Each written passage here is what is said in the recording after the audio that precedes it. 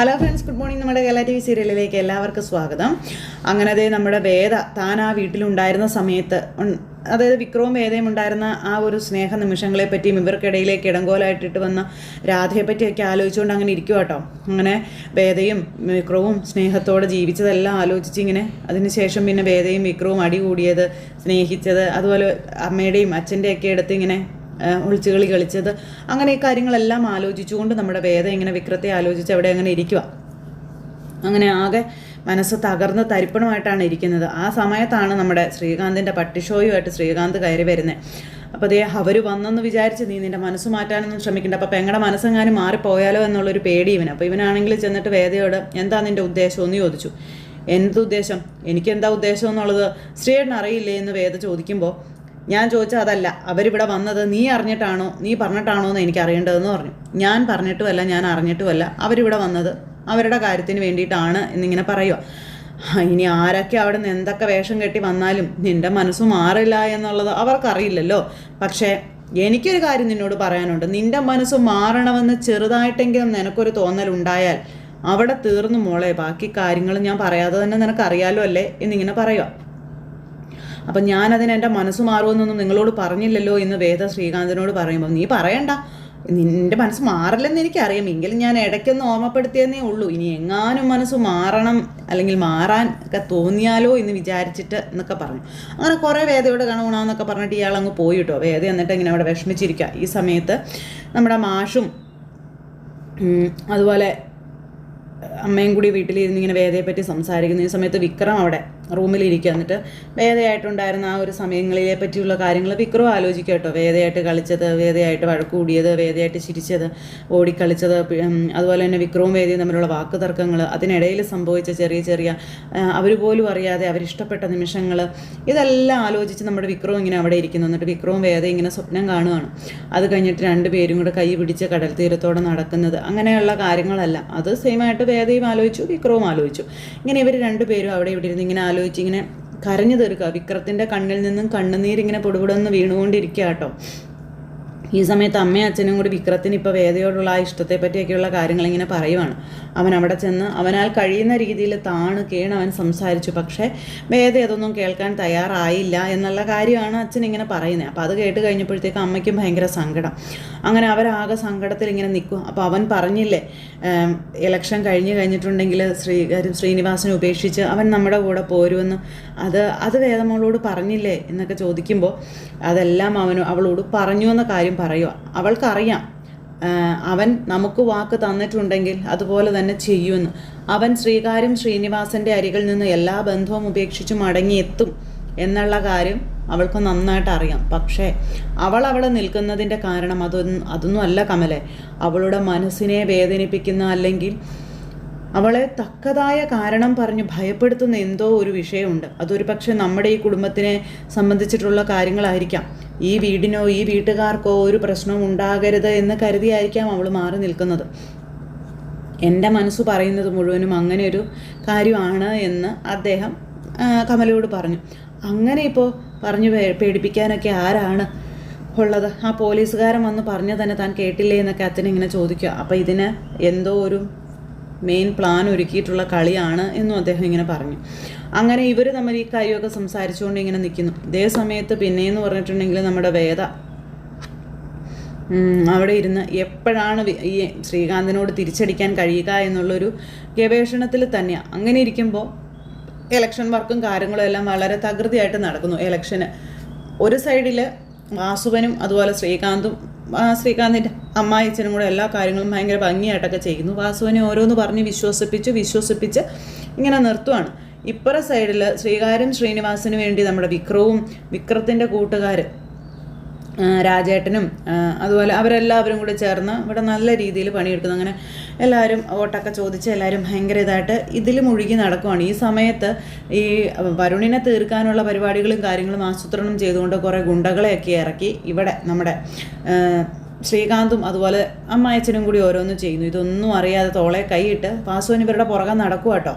അങ്ങനെ എല്ലാവരോടും നടന്ന് വോട്ട് ചോദിക്കുന്നു. അതുപോലെ പ്രചരണവും കാരണം ഇതെല്ലാം കഴിഞ്ഞതിന് ശേഷം എല്ലാം ഒന്ന് ഒതുങ്ങി ആ വോട്ടിൻ്റെ തലേന്നുണ്ടല്ലോ, അതായത് രാത്രി അന്നാണ് ഇവർ പ്ലാൻ ചെയ്തിരിക്കുന്നത് കാര്യങ്ങൾ.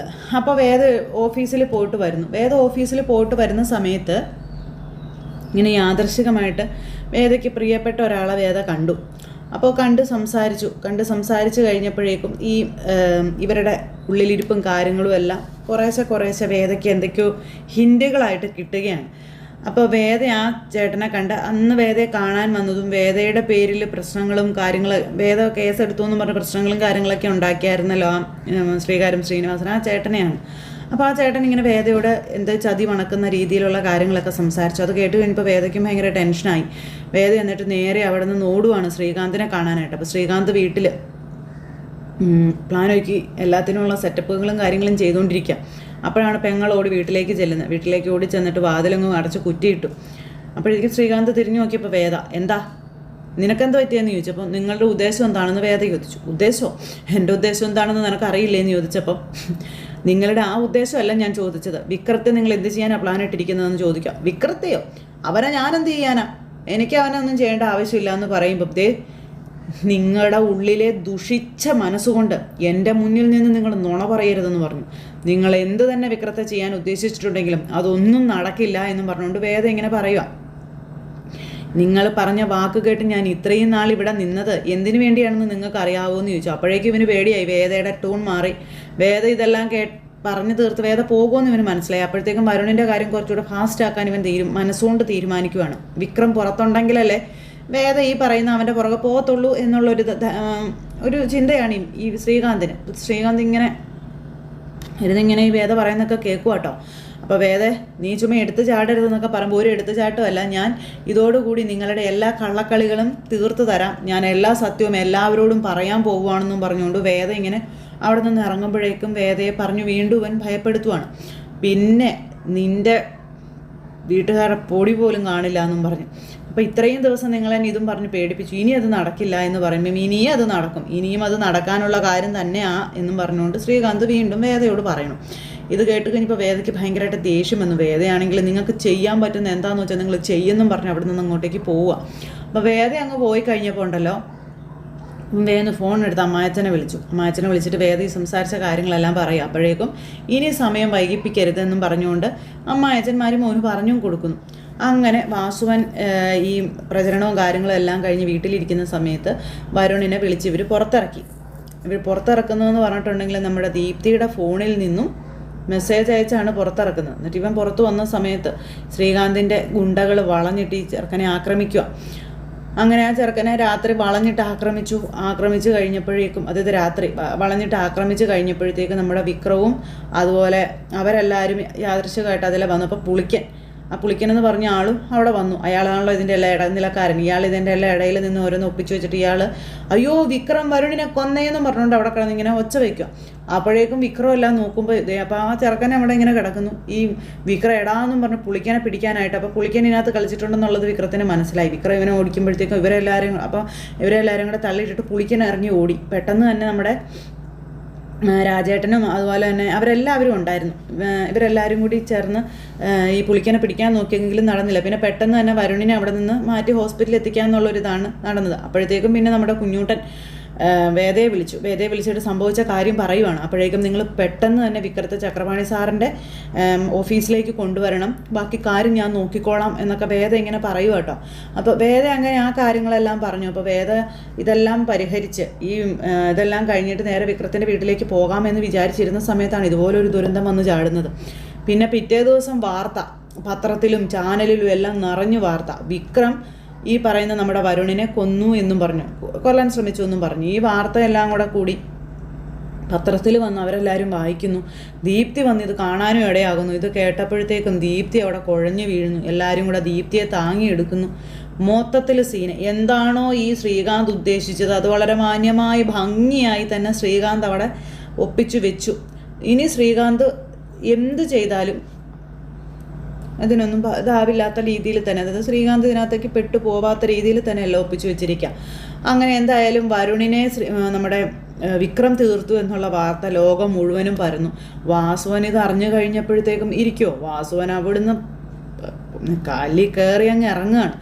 അതുപോലെ തന്നെ നമ്മുടെ വിക്രത്തിൻ്റെ വീട്ടുകാർ ഞെട്ടി ഇങ്ങനെ നിൽക്കുന്നു. അപ്പോഴും വിക്രം ഇത് ചെയ്യില്ല എന്ന കാര്യം അച്ഛനും അമ്മയും പറഞ്ഞു. അതുപോലെ തന്നെ ഇത് വിക്രത്തെ ചതിച്ചതാണ്, അപ്പോൾ വേദ പോകാൻ കാരണക്കാരായവരാണ് ഇതിൻ്റെ പിന്നിലും കളിച്ചിരിക്കുന്നത് എന്ന് അച്ഛനും അമ്മയും കൂടി പറയുകയും ചെയ്തു. അപ്പോൾ അങ്ങനെയൊക്കെ ഒരു സിറ്റുവേഷനും കാര്യങ്ങളും ഇതിൽ കൂടുതൽ വിശേഷങ്ങളും ഒക്കെ ആയിട്ടാണ് നമ്മുടെ അടുത്ത ആഴ്ചത്തെ കഥ വരാനിരിക്കുന്നത്. അപ്പോൾ എല്ലാവരും കാത്തിരുന്ന് കാണണം കേട്ടോ. അപ്പോൾ വരുണിനെ കൊന്നു വിക്രം എന്നുള്ള കേസിൽ വിക്രത്തിനെ രക്ഷിക്കാൻ, വിക്രത്തിന് രക്ഷകയായി നമ്മുടെ വേദ തന്നെ കോടതിയിൽ അവതരിക്കും. അങ്ങനെ ഒരുപാട് വിശേഷങ്ങളുണ്ട്, നമുക്ക് പറഞ്ഞു തീർക്കാൻ പറ്റാത്ത വിശേഷങ്ങൾ. അപ്പോൾ എല്ലാവരോടും ഒരിക്കൽ കൂടി ഹൃദയത്തിൻ്റെ ഭാഷയിൽ 1000 നന്ദി അറിയിച്ചുകൊണ്ട് വീണ്ടും കാണാമെന്നുള്ള പ്രതീക്ഷയോടെ നിർത്തുക കേട്ടോ. എല്ലാവർക്കും ടാറ്റാ.